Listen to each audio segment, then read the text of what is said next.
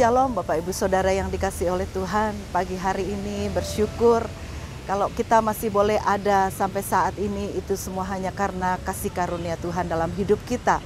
Sebelum kita memasuki hari yang baru bersama, kita akan merenungkan kebenaran firman Allah.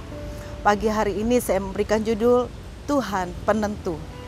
Di dalam kehidupan kita sehari-hari, kita melihat ada orang-orang hebat yang dia mempunyai otoritas sebagai atasan atau mungkin pimpinan.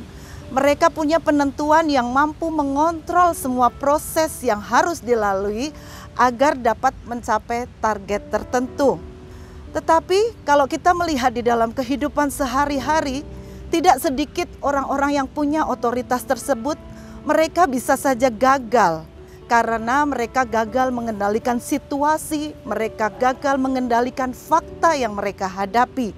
Itulah keterbatasan otoritas manusia, berhadapan dengan situasi yang tidak terduga, atau mungkin kemampuan diri mereka yang saat itu mereka mungkin sedang kondisinya melemah atau merosot. Tetapi pagi hari ini kita akan melihat bagaimana dengan penentuan Tuhan di dalam kehidupan manusia. Bersama kita akan membuka di dalam Yunus pasal yang pertama ayat yang ke-17.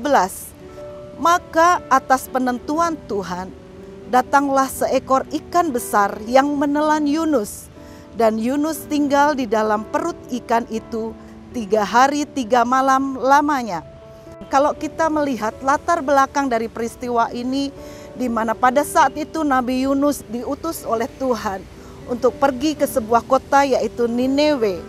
Tuhan menyuruh untuk menyampaikan undangan pertobatan ini kepada penduduk di sana.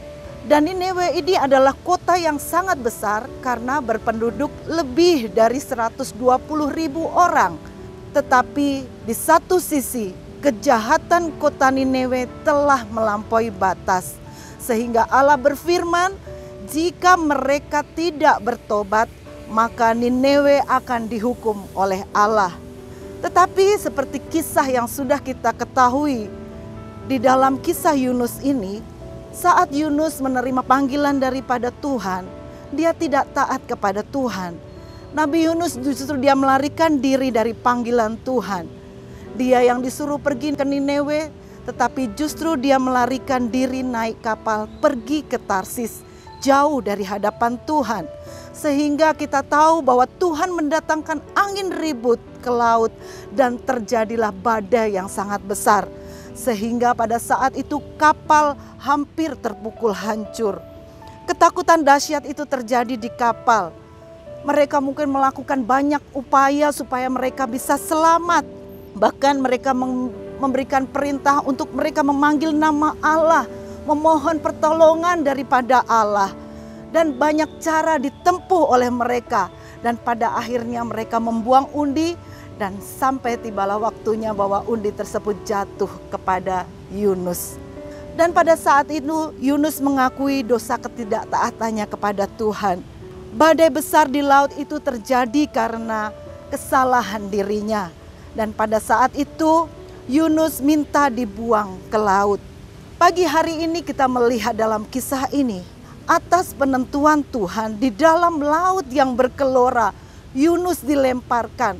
Pada saat itu mungkin awak kapal juga merasa tidak tahu bagaimana nanti nasibnya Yunus setelah dibuang ke laut. Tetapi rupanya yang terjadi ketika saat Yunus dilemparkan ke laut, laut itu menjadi tenang.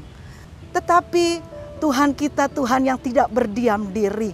Sekalipun Yunus dia tidak taat, tetapi Tuhan telah mempersiapkan dan menentukan hadirnya ikan besar itu pada tempat yang tepat dan pada saat yang tepat. Itulah saudara, seringkali badai masalah terjadi dalam kehidupan kita membuat kita panik. Tetapi bersyukur kita punya Allah yang dahsyat. Kita punya Allah penentu. Dia yang lebih mengerti akan setiap kehidupan saya dan Bapak Ibu Saudara. Seperti tadi mungkin orang-orang mulai panik. Apa yang terjadi ketika Yunus dibuang ke laut? Ternyata Tuhan sudah siapkan ikan besar untuk sarana menolong keselamatan bagi Yunus. Penentuan ini menyatakan otoritas Allah. Dia adalah Allah yang maha kuasa. Dia adalah Allah yang maha tahu. Dia berkarya dengan caranya yang ajaib. Dan kita semua percaya bahwa Allah punya tujuan dan maksud yang mengherankan dalam setiap kita, pribadi lepas pribadi. Dia berkuasa atas angin dan ombak. Dia berkuasa atas ikan dan binatang di laut. Bahkan dia berkuasa atas ruang dan waktu di dalam setiap kehidupan kita manusia. Kalau kita melihat di dalam kisah Yunus dia harusnya mati tenggelam di laut jika Tuhan tidak mengutus ikan besar itu. Yunus dia layaknya mati dalam perut ikan walaupun ada ruang yang luas. Dia bisa saja keracunan, dia bisa saja kehabisan oksigen. Jika dia terlalu lama di dalam perut ikan itu, dia bisa saja mati lemas. Tetapi kita percaya Yunus dia ditempatkan dalam kondisi di mana dia harus menerima hukuman Tuhan atas segala dosa dan kesalahannya pada Tuhan. Tetapi pagi hari ini kita melihat bahwa penghukuman Tuhan yang menjadi proses pembelajaran. Tuhan mendidik Yunus agar dia menjadi lebih dewasa di dalam iman dan kerohaniannya. Dalam perut ikan, Yunus tidak bisa bebas menuruti kemauannya sendiri. Yunus hanya bisa dia berdoa dan dia bisa mengingat introspeksi diri akan setiap kebaikan Tuhan yang Tuhan sudah nyatakan di dalam kehidupannya. Dan setelah kejadian itu Yunus dia menjadi sadar akan segala dosanya. Dia menyesal dan bertobat. Semangatnya diperbaharui lewat semangat dan alami sengsara berat di dalam perut ikan itu.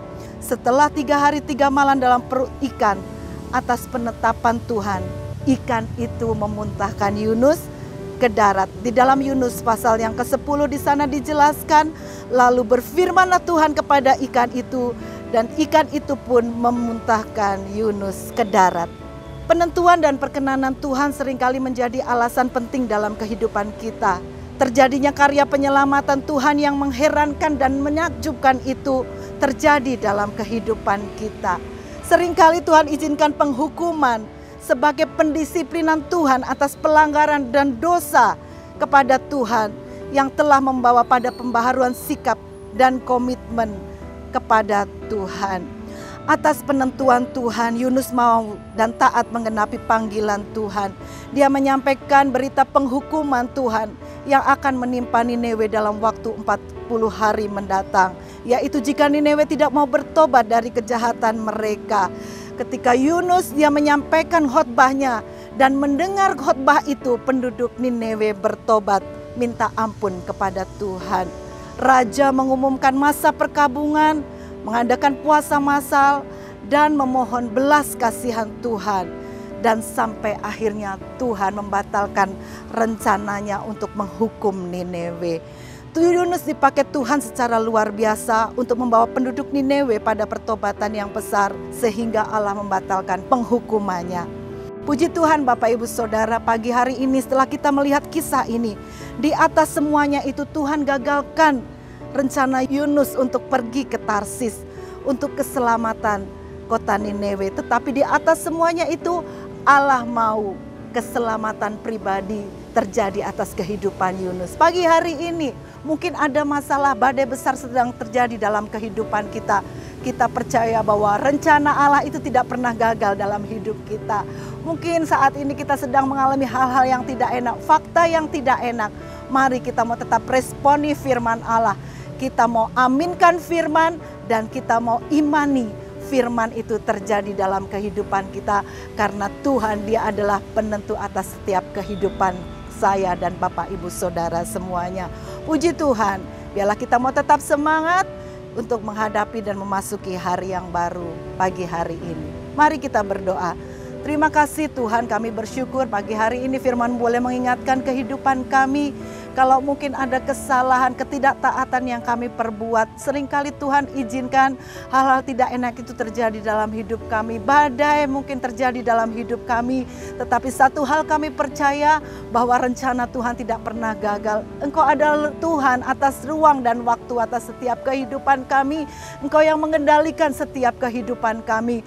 Oleh sebab itu bawa hidup kami Tuhan, untuk kami percaya lebih menggenapi firman-Mu itu dalam kehidupan kami. Terima kasih Tuhan, terus meteraikan firman-Mu dalam hidup kami. Mampukan kami untuk kami dapat melakukan firman-Mu di dalam hidup kami. Terpujilah nama-Mu Tuhan. Kami akan masuki hari ini bersama dengan Engkau dalam nama Tuhan Yesus. Haleluya. Amin.